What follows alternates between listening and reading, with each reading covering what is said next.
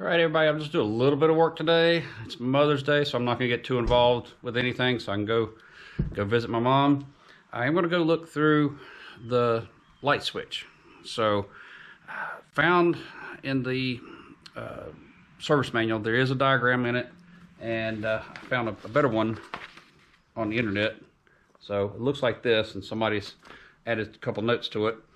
But the only thing I want to do with mine right here is kind of get the other wires off, because I just cut them, clean it up, make sure everything's going to make a good connection, make sure the rheostat works.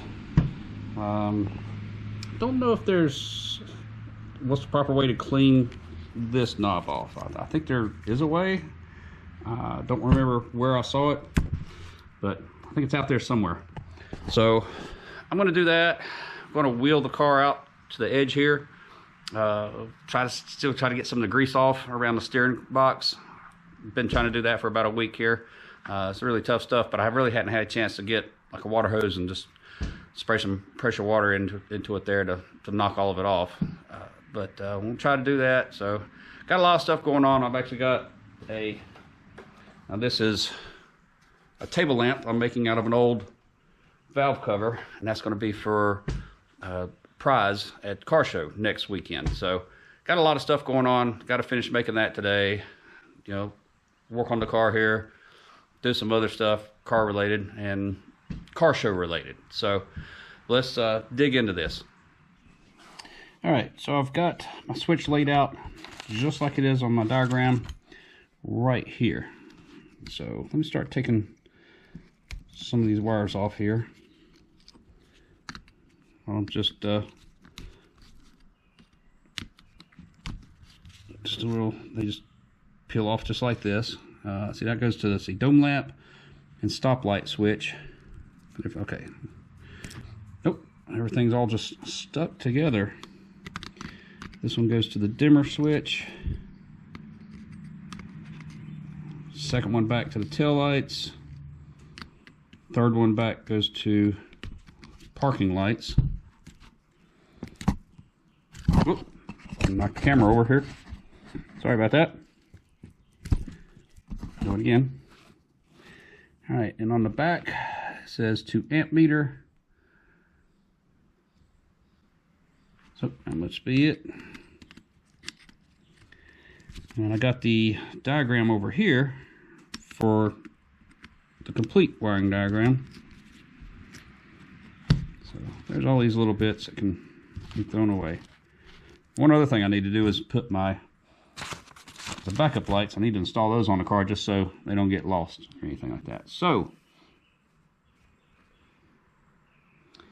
on the back here,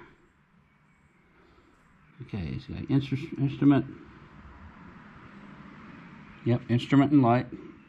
So stoplight, switch, and dome lamp.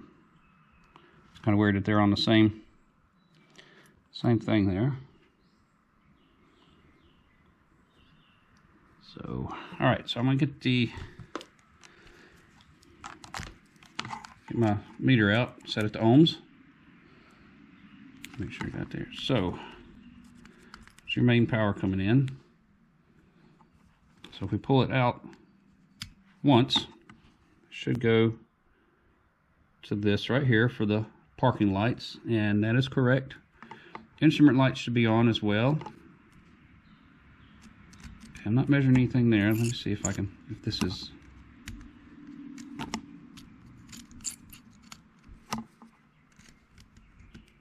Okay, I'm not measuring anything on the instrument lights. Okay, tail lights. Yep, tail lights are all right. Let's see, dimmer switch. Don't have anything there. Dome light. Dome light is on.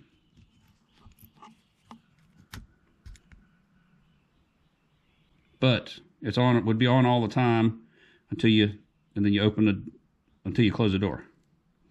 So all that seems to work.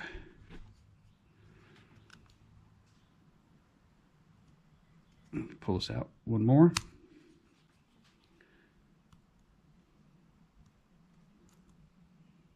Got let's see. Parking lights are off now. when it's pulled out all the way.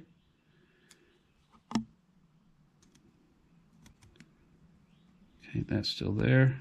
All right, so my first question here would be, where does it go to the regular headlights? I've got parking lamps, tail lights.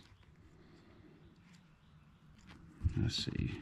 Wonder if these two, yeah. So there's tail lights and to the dimmer switch. So let me turn it this way, see if it changes on the ohms. It says 93 ohms.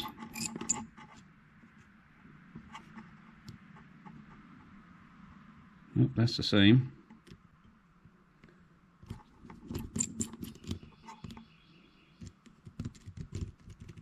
Nope, not getting anything there. Let me make sure. Should be getting something between this one and this one, because that's where the rheostat here is on. So I'm going to put it part of the way.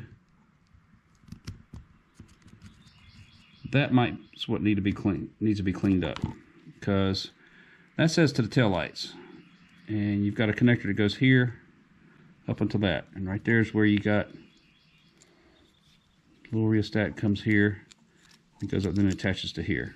So let's check the rheostat, see what's there. It's got nothing on it. That could be okay. Got something there. 106, 107, 108. Could be that all this is just really corroded right in here. I need to slip something in there, maybe a small piece of sandpaper or something. Let's see. Wonder what it is to ground. If it is anything to ground. Nope, I don't see that. Nope. So I'm gonna take some of this spray here.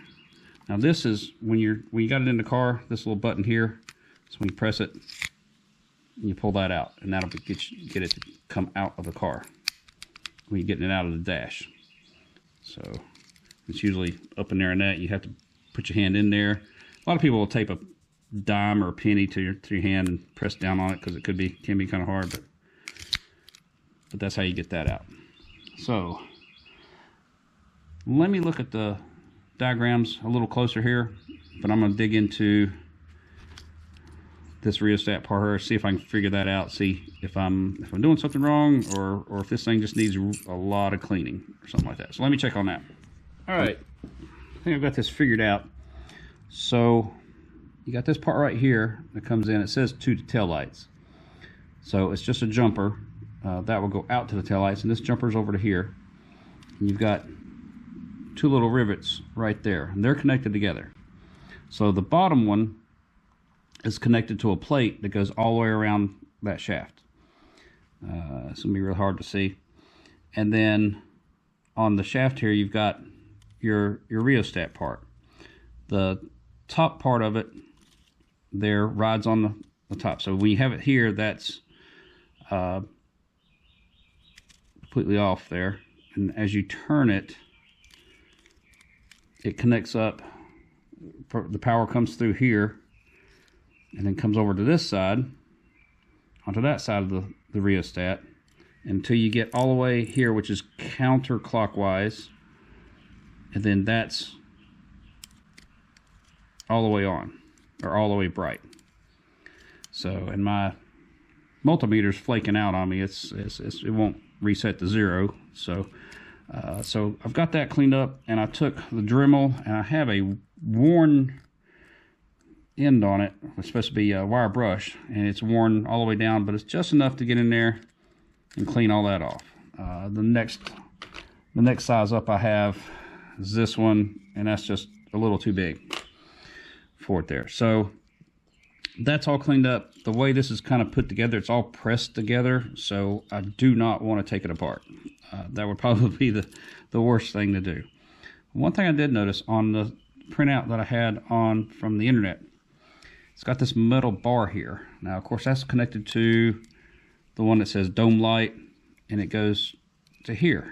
But not really sure what that does.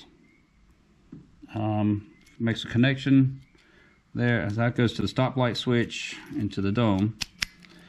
So, but I think it's all part of the same circuit, because the stoplight's going to come on. That doesn't matter if your headlights are on or not. So all this is just kind of connected together. Don't know why that's there. If that's, like I said, just to connect everything, and that's the way they did it, or what. So, but that's from here to here. That is a solid connection on it there. And I guess it could be something like if your stoplights aren't working, you know, check that. If all else fails, yeah, because that's a dead short going across there. Or as best my meter will read. It reads 30 ohms, but see, and that reads 200K. It's just something's wrong with my meter. So might be that's what you get for a Harbor Freight meter. So yeah, and then when you press down on this, it'll break the connection, and it goes to infinite ohms. So this will all just be hot, because that's not on a switch. That's just there. These three here are on the switch, and this is just connected to this through the rheostat. So you don't have power to this unless you've got it pulled out at least once to turn your tail lights on and your parking lights. So, and that just goes to, like I said, just goes to the amp meter. So that's the switch. It's all cleaned up. I did spray a little bit of this electric contact cleaner on it. So the switch is good, and once I get finished painting the inside of the engine bay, and I'm still waiting on the engine, I can start wiring up the switch, finish my wiring inside the cab of the vehicle, and do that. So let's roll the car out toward the front here and get this oil cleaned up. All right, I've got the car pulled out to the edge of the garage there. It's going to give me a chance to sweep under where the car has been sitting. So I've been spraying this with gunk. I've got a plastic brush here, so I'm going to use that to get up around here, some delicate parts, and then I've got another wire brush. So the trick is to try to avoid spraying into here, because I don't want to get in the cabin. So I'll probably try to spray down some real lightly and try to get the rest of this grease off. And once I get the grease cleaned up, then I can start doing more prep work and masking off to get ready to paint. So let's give this a shot here and see what happens. So there, because this right here, I was really wanting to get this off, but it's just caked on there. Seems to be coming off there pretty good.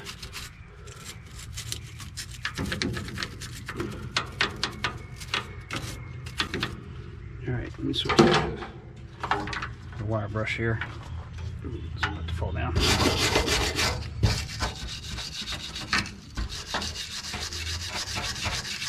So all this is really nasty here.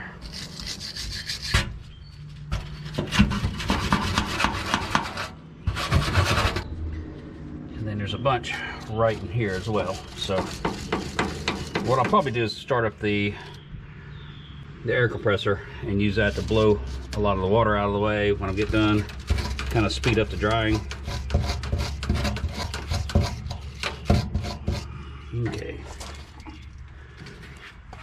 Get some there.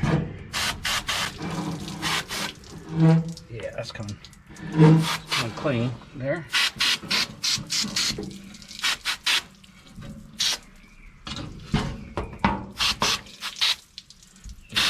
Right up to it.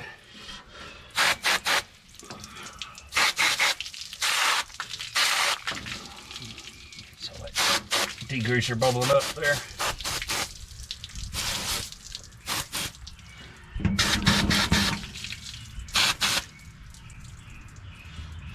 right, a little more back in the corners in there and on the side here.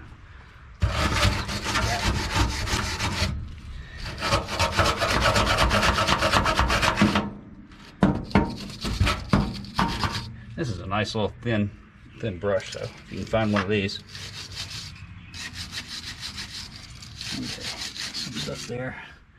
Must be where that's mounted up. You got a little V plate there.